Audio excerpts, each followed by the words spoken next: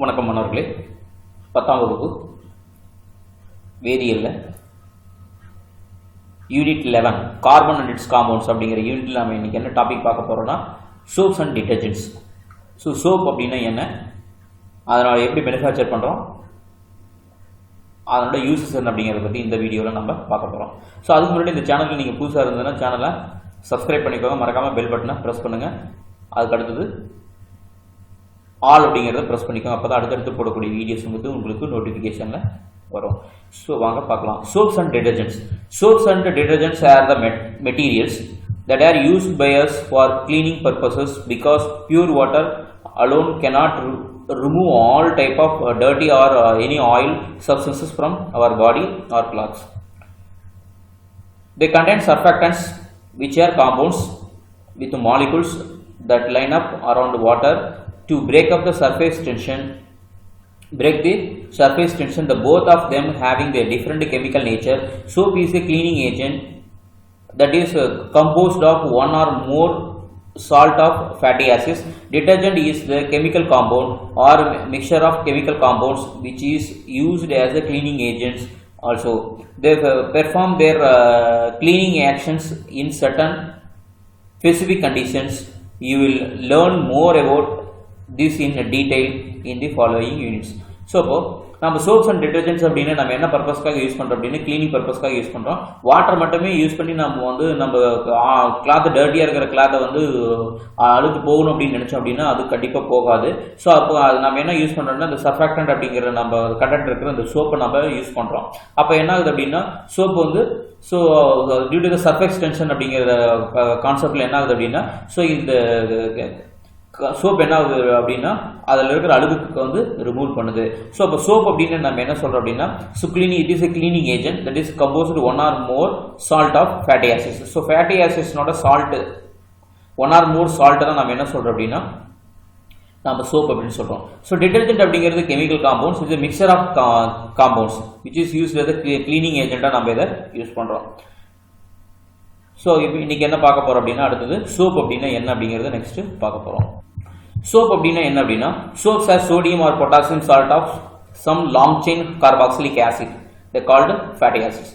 Soap அப்படிங்கிறது long chain fatty acids, அதாவது long chain fatty ஆசிட்ஸில் இருக்கிற அந்த கார்பாக்சிலிக் ஆசிட்னோட சோடியம் அல்லது பொட்டாசியம் சால்ட் அப்படிங்கிறது தான் நம்ம என்ன சொல்கிறோம் அப்படின்னா சோப் அப்படின்னு சொல்கிறோம். Soap requires two major raw materials. So ஒன்று ஃபேட் அண்ட் அல்கலி. ஸோ இந்த ரெண்டு இருந்துச்சு அப்படின்னா நம்ம சோப்பை மேனுஃபேக்சர் பண்ணிடலாம். ஸோ இந்த அல்கலி மோஸ்ட் காமன்லி யூஸ்டு இந்த preparation of soap in sodium hydroxide. Soap நம்ம ப்ரிப்பேர் பண்ணுறதுக்கு நம்ம மோஸ்ட்டாக யூஸ் பண்ணுற அல்கலி என்ன அப்படின்னா சோடியம் ஹைட்ராக்சைடுங்கிற கெமிக்கல்ஸ் தான் நம்ம யூஸ் பண்ணுறோம். So potassium hydroxide also can be used. Potassium hydroxide sometimes நம்ம யூஸ் பண்ணுறோம். A potassium based soap creates more water soluble product than the sodium based soap. So இப்போ potassium use பண்ண அப்படின்னா என்ன ஆகுது அப்படின்னா வாட்டரில் ரொம்ப அதிகம் சோப் கரைய ஆரம்பிக்கும். So based on this features there are two types of soap.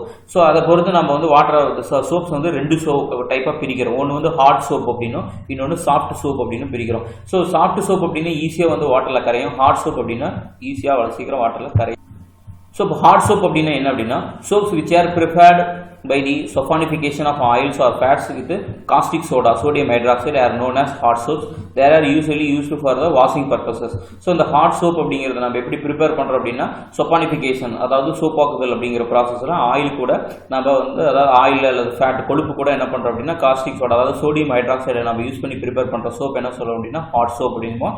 இதை நம்ம துணி துவைக்கிறதுக்காக வாஷிங் பர்பஸ்க்காக இந்த ஹாட் சோப்பை யூஸ் பண்ணுறோம். சாஃப்ட் சோப் அப்படின்னு என்ன சொல்கிறோம் அப்படின்னா soft soaps are prepared by the saponification of oil and fat. So potassium salt. So அப்போ potassium salt யூஸ் பண்ண அப்படின்னா சோப்பு ஈஸியாக கரையும். There are soft soap, there are used for cleaning of the body. நம்ம என்ன பண்ணுறோம் அப்படின்னா இது நம்ம குளிக்கும் போது யூஸ் பண்ணுற சோப்பு தான் என்ன சொல்கிறோம் அப்படின்னா சாஃப்ட் சோப்பு. இது நம்ம துணி துவைக்கிறதுக்காக யூஸ் பண்ணுறது இந்த ஹார்ட் சோப்பு. ஸோ அப்போ சோப்பை ரெண்டு டைப்பாக பிரிக்கிறோம், hard soap, soft soap. So hard soap அப்படிங்கிறது ஆயில் அண்ட் ஃபேட் கூட சோடியம் ஹைட்ராக்சைடு போட்டோம் அப்படின்னா நமக்கு ஹார்ட் சோப் கிடைக்கும், அதாவது துணி துவைக்கிற சோப் கிடைக்கும். ஹார்ட் சோப் சாஃப்ட் சோப் அப்படின்னா ஆயில் அண்ட் ஃபேட் கூட நம்ம பொட்டாசியம் சால்ட் போட்டோம் அப்படின்னா நமக்கு கிடைக்கிற சாஃப்ட் சோப் கிடைக்கும். இதுதான் நாம குளிக்கிறதுக்கு யூஸ் பண்ணுற சோப்பு. ஸோ அதுக்கடுத்து மேனுஃபேக்சரிங் ஆஃப் சோப். நம்ம எப்படி சோப்பு மேனுஃபேக்சரிங் பண்ணுறோம் அப்படின்னா so kettle process So this is the oldest method, but is still widely used in the small scale preparation of soap. இந்த மெத்தட் வந்து நம்ம வந்து ரொம்ப ஓல்டு மெத்தட் சொல்றோம், பட் ஆனால் ஸ்மால் ஸ்கேலில் இந்த மெத்தட் தான் யூஸ் பண்ணி சோப்பு மேனுஃபேக்சர் பண்ணுறோம். ஸோ எப்படி பண்ணுறோம் அப்படின்னா, there are two steps of to be followed this process. இந்த kettle processல ரெண்டு மெத்தட்ல டூ ப்ராசஸ்ல பண்றோம். ஒன்று saponification of oil. The oil which is used in the process is taken in a iron tank, அதாவது kettle tank, அதாவது ஒரு பெரிய டேங்க்ல ஆயில் எடுத்துக்கிறோம். ஸோ ஆயில் எடுத்துட்டு அயன் டேங்க்ல ஆயில் எடுத்துட்டு, ஸோ அந்த the alkaline solution 10% added into the kettle. So the little in excess, the mixture is boiled by passing steam through it. The oil gets hydrolyzed after several hours of boiling. This process is called saponification.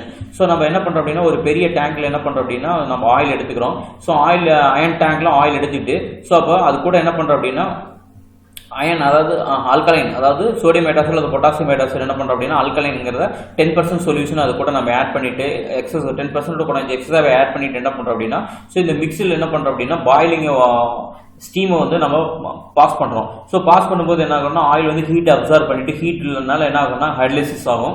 So இப்போ oil வந்து hydrolysis அப்படின்னா நீரார் பகுப்படையும். So அப்போ கொஞ்ச நேரம் boil பண்ணுறோம்.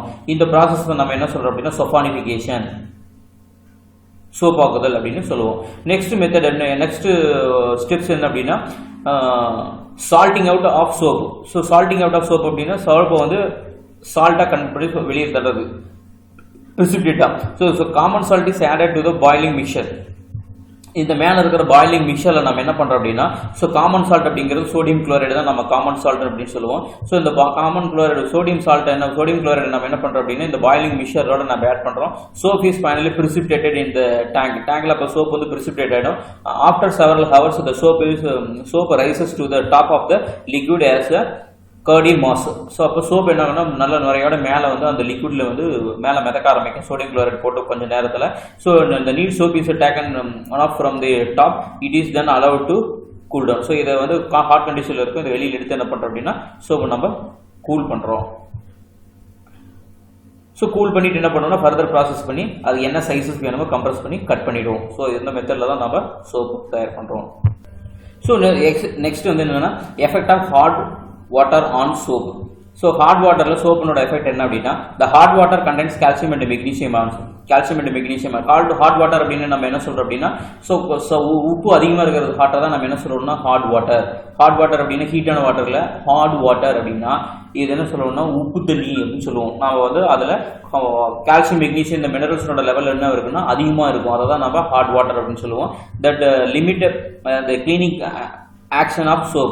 When combined with the soap, the hot water develops a thin layer, the precipitate of the metal ions, the form, so it is called as a scum, which leaves a deposit of the cloth or skin or does not easily rinse away.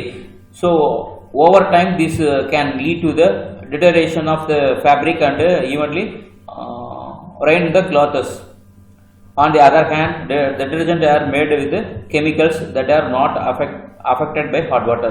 So அதாவது என்ன hot water கூட என்ன affect ஆகும்னா, நம்ம துணி துவைக்கிறதுக்கு வந்து நம்ம ஹாட் வாட்டர் வந்து உப்பு தண்ணி யூஸ் பண்ணோம் அப்படின்னா அப்போ சோப் என்ன ஆகும் அப்படின்னா அந்த உப்பு தண்ணியில் இருக்கிற கால்சியம் மெக்னீசியத்தை கூட ரியாக்ட் ஆகி நமக்கு வந்து ஒரு precipitate, ஒயிட் கலர்ல precipitate தான் ஃபார்ம் ஆகும். இதை நம்ம என்ன சொல்லுவோம் அப்படின்னா ஸ்கம் அப்படின்னு சொல்லுவோம். அப்போ என்ன ஆகுதுன்னா இது துணியோட ஒட்டுறதுனால துணி என்ன ஆகுது அப்படின்னா துணியோட குவாலிட்டி ஸோ போயிடும். ஸோ அப்போ துணி என்ன ஆகும் அப்படின்னா ஓவர் டைம் அடிக்கடி இந்த மாதிரி வந்து நம்ம உப்பு தண்ணியில் துவைக்க ஆரம்பிச்சோம் அப்படின்னா ஸோ அந்த ஃபேப்ரிக் மெட்டீரியல்ஸ் வந்து என்ன ஆகுன்னா சீக்கிரமே வந்து அதனோட பொலிவை இழந்துரும். ஸோ அதான் என்ன சொல்லுவோம்னா டிட்டரேஷன் ஆஃப் ஃபேப்ரிக்ஸ் அப்படின்னு சொல்லுவோம். ஸோ அப்போ அடிக்கடி இதனால இப்போ பண்ணுறதுனால கிளாத்தினோட குவாலிட்டியும் ஸோ சீக்கிரமே போயிடும்.